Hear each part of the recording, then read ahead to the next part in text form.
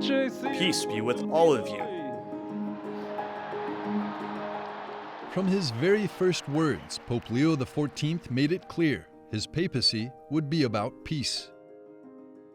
10 days later, during his massive inauguration, Pope Leo XIV again called the world to unity, speaking before 200,000 faithful and international leaders, including Ukrainian President Volodymyr Zelensky, U.S. Vice President J.D. Vance, and Russia's ambassador to the Holy See. He didn't hesitate to speak the name of Jesus and to name the cure for war and conflict, which is love. Fratelli, sorelle, questa. Brothers and sisters, this is the hour for love.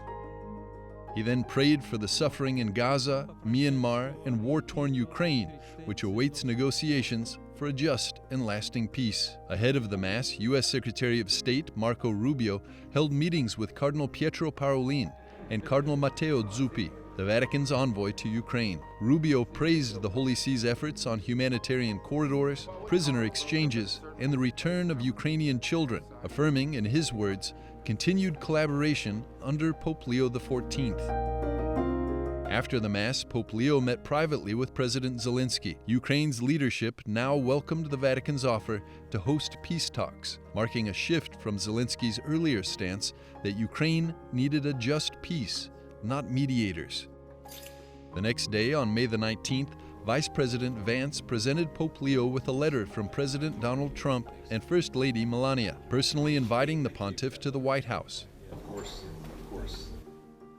That same day, Trump posted on Truth Social after a call with President Putin, writing, "The Vatican, as represented by the Pope, has stated that it would be very interested in hosting the negotiations. Let the process begin."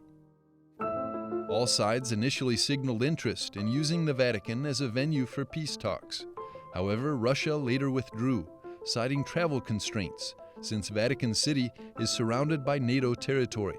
The Holy See quickly reached out to Russia. On June the 4th, the Vatican released a rare public summary of a phone call between Pope Leo and Russian President Vladimir Putin. The Pope urged Putin to make a gesture in favor of peace and discussed humanitarian issues, including prisoner exchanges and aid corridors. In just under 2 months, Pope Leo XIV has catalyzed and accelerated the efforts of Pope Francis and the Vatican's long-standing diplomacy. Nel nome del Padre, e del Figlio, e dello Spirito Santo. The Holy See continues to serve as a neutral meeting ground, open to all parties seeking dialogue. To ensure continuity, Pope Leo confirmed key leaders.